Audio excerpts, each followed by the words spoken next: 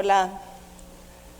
Hoy y todos los días nos despertamos con noticias que nos muestran desastres naturales y ecológicos, como los ha mencionado Ian, guerras, hambre, sequías. ¿Cómo podemos procesar esta información? El mundo nos está hablando continuamente y es imposible ignorarlo.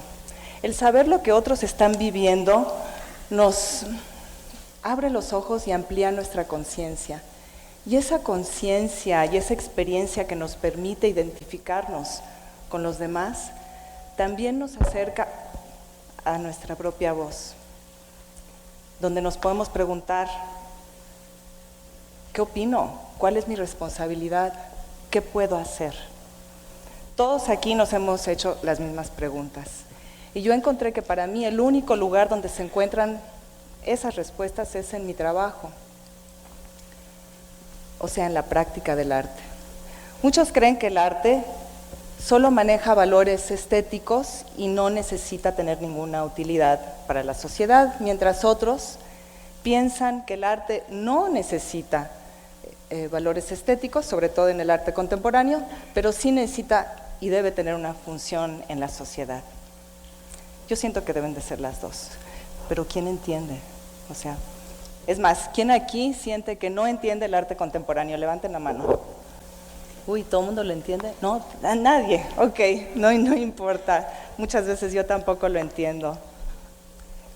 Pero por eso, si yo hubiese sido doctora o ingeniero, las respuestas las hubiese encontrado en mi trabajo y tal vez sería mucho más tangible para todos.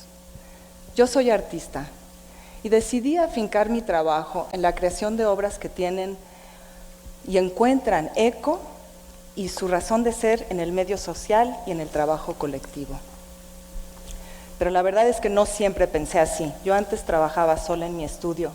Ahí trabajaba obras cuyo motivo principal era la naturaleza, como espejo simbólico del ser interior. Y el punto de partida eran semillas que germinaba y observaba.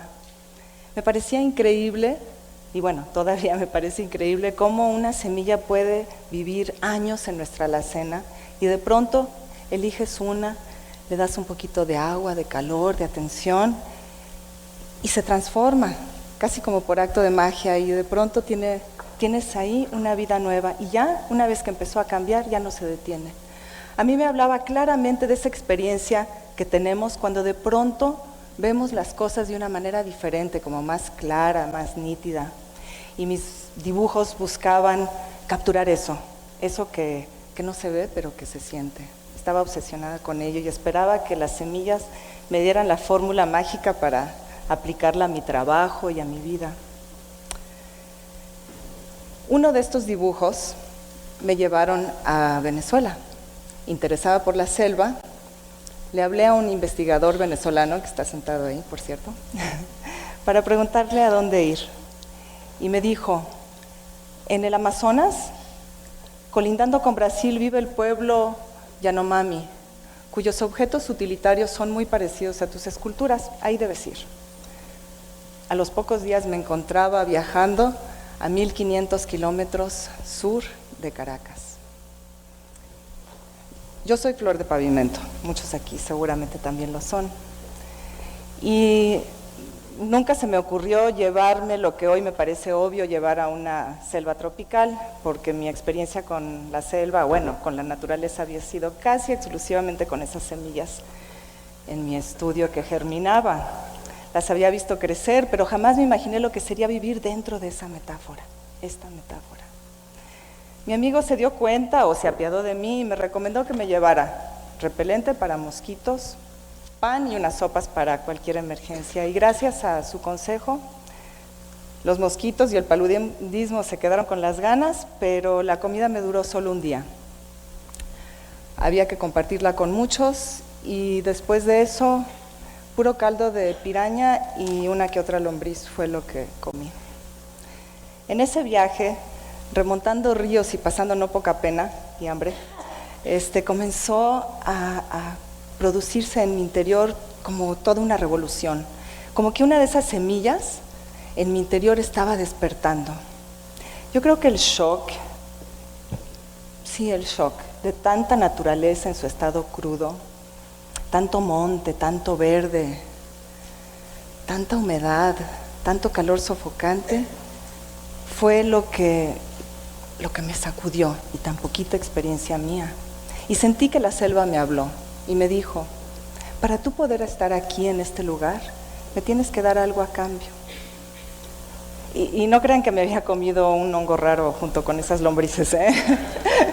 Yo entendí que el mensaje era que el respeto y la reciprocidad son valores universales de carácter fundamental para alcanzar una vida plena y feliz. Y se me hacía lógico que como artista no podía solo inspirarme ante tanta naturaleza y tal mensaje, sino que tenía que actuar. Y en este estado de catarsis llegué a Majecoto Platanal. Es un poblado que se encuentra a las orillas del Alto Orinoco, de la etnia Yanomami. Majecoto ciertamente es un lugar remoto, llegan pocas cosas de la ciudad, pero no está completamente aislada de la sociedad criolla. Aquí y en comunidades cercanas, los Yanomami coexisten con misioneros, con militares, con antropólogos, sociólogos, lingüistas, traficantes, garimpeiros en busca de oro, políticos en busca de votos y hasta una que otra artista en busca de su propia voz. Este lugar está lejos de ser una selva virgen y en su mayoría son bilingües. Hablan su propio idioma y el español que les enseñan en las escuelas de las misiones. Y en este lugar conocí a la familia Ortiz. La familia Ortiz es de la etnia yecuana, cuyo territorio está más al norte. Y en esos momentos le estaban enseñando a los Yanomami cómo hacer canoas, bongos o curiaras, como dicen allá. El proceso me pareció maravilloso. Por el uso de los recursos que se tienen a la mano y la participación grupal, de inmediato me quise unir y aprender a hacer canoas para integrarlo a mi trabajo escultórico. Entonces les pedí que si me aceptaban como alumna. Al principio la comunidad no estaba de acuerdo. Hablaron entre sí y me hicieron una pregunta que fue un regalo maravilloso.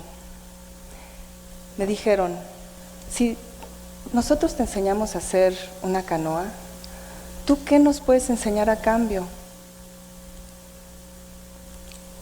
¿Qué les podía yo enseñar a cambio? Había que pensar rápido. Bueno, todos aquí hemos visto libros donde salen fotos y historias de grupos indígenas del Amazonas, pero no uno escrito y hecho completamente por ellos. Entonces les dije: ustedes saben leer y escribir, ¿no les gustaría compartir con los demás su versión de su historia y que ese libro hecho por ustedes esté junto al de tantos antropólogos que han pasado por aquí? Si adaptamos la tecnología que actualmente usan, lo podemos lograr. Entonces llegamos a un acuerdo y a un compromiso mutuo. La familia Ortiz me enseñaría a hacer canoas y yo le enseñaría a grupos Yanomami, Yecuana y Piaroa a hacer papel y luego libros. La pregunta, ¿tú qué me puedes enseñar a cambio?, marcó mi vida. Era la llave que necesitaba para abrir la puerta de la reciprocidad. Y a partir de ese momento, mi vida y mi trabajo cambió radicalmente y para siempre. Me dediqué a ver y observar el mundo en el que yo me encontraba, de lo existente, para de ahí poder producir papel y luego libros. Y debo confesarles que al principio yo no sabía hacer papel de fibras sin un estudio. Inclusive nuestra primer prueba parecía una tortilla mal hecha, que fácilmente también puede parecer arte contemporáneo. Había mucho que hacer y mucho que aprender. Con el tiempo fuimos creando grupos de fabricantes de papel y en Majecoto Platanal, encabezado por Sheroanawe Hakihiwe, se le llamó Yanomami Owe Mamotima, que significa vimos, aprendimos y ahora lo hacemos solos. Y como parte fundamental del proyecto es que cada alumno nuevo inmediatamente se vuelve convierte en un maestro que comparte su información, su conocimiento y así sucesivamente continúa esta multiplicación de técnicas.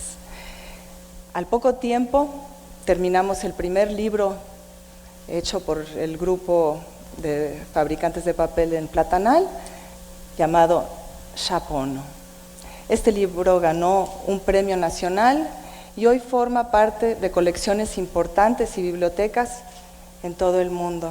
Podemos estar seguros que la voz y la perspectiva de los Yanomami coexiste con la de académicos, clásicos y letrados importantes, y que su visión particular y singular puede ser recibida por quien quiera escucharla. Algunos me preguntarán, ¿esto qué puede significarle a alguien que vive en la selva?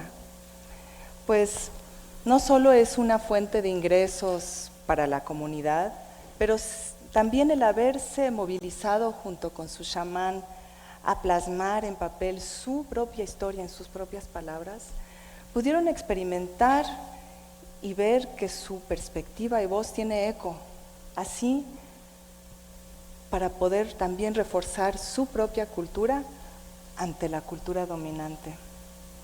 También Shero, el líder del proyecto, ha mostrado su trabajo en muchos países y ha impartido cursos.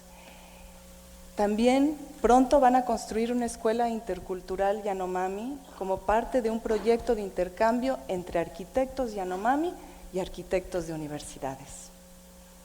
Esta misma pregunta, ¿tú qué me puedes enseñar a cambio?, ha llevado a replicar este mismo proyecto en la selva, la Candona de Chiapas, en Cotacachi, Ecuador, y en Trinidad y Tobago, donde cada uno continúa creciendo y sigue en su propio camino. El mismo esquema de intercambio de conocimientos también ha ayudado a jóvenes y adolescentes a encontrar su propia voz. En este patio lleno de niños practicando en zancos, voluntarios les proporcionan actividades que los pueden mantener activos y fuera de las calles donde su salud y seguridad siempre estaban en riesgo. Me acerqué y les pedí si me podían aceptar como artista voluntaria, y el reto era encontrar la manera que los jóvenes no abandonaran su práctica en zancos. Y me parecía que el canal natural sería que ligaran y conectaran su práctica con esta tradición ancestral africana. Así como en el proyecto de papel, por medio del arte y trabajando con lo que se tiene a la mano, fue posible lograrlo. Trabajamos en equipo y con materiales que nos encontrábamos y teníamos a la mano. Muchos eran recolectados de desechos de tiendas, no sé si se note, todo nos sirve. Al día de hoy han recibido varios premios, se han hecho documentales acerca del grupo, han sido invitados a participar en videos musicales y también se hizo un libro de fotografías muy bello. El reconocimiento y la difusión de su práctica vino a reforzar el compromiso de cada uno de los jóvenes a su práctica, al legado ancestral que ellos pudieron sentir con respeto y con orgullo. Y hoy son promotores culturales de sus comunidades, de su práctica, de su tradición y de su país. Este mismo esquema ha sido también replicado en Nueva York y en Oaxaca. Si borramos las fronteras donde habitualmente ejercemos nuestro talento y donde nos desenvolvemos a nivel personal y profesional, podemos contribuir a la construcción de una sociedad multicultural que se educa, se retroalimenta, se respeta y crece en esta gran selva planetaria. El ejercicio de toma y dame, de trueque o cambalache de conocimientos, donde se conjuntan voluntades, es uno de valoración recíproca que nos eleva, así como caminar en zancos, que es caminar con una perspectiva más elevada, ¿no? Me gusta esa metáfora.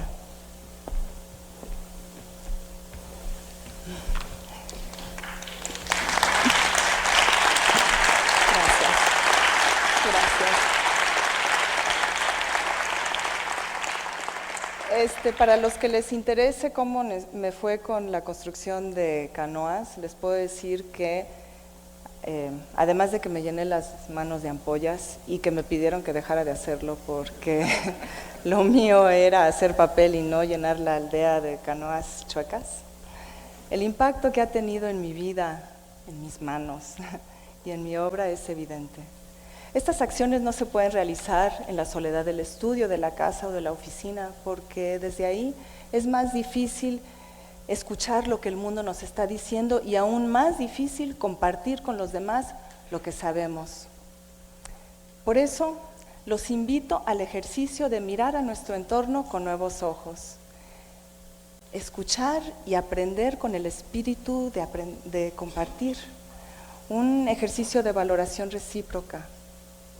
Aprendamos todos juntos, yo de ti y tú de mí. Así como las semillas que germinan, no termina. Suena utópico y poético, ¿verdad? Pues lo es, pero también es posible. Muchas gracias.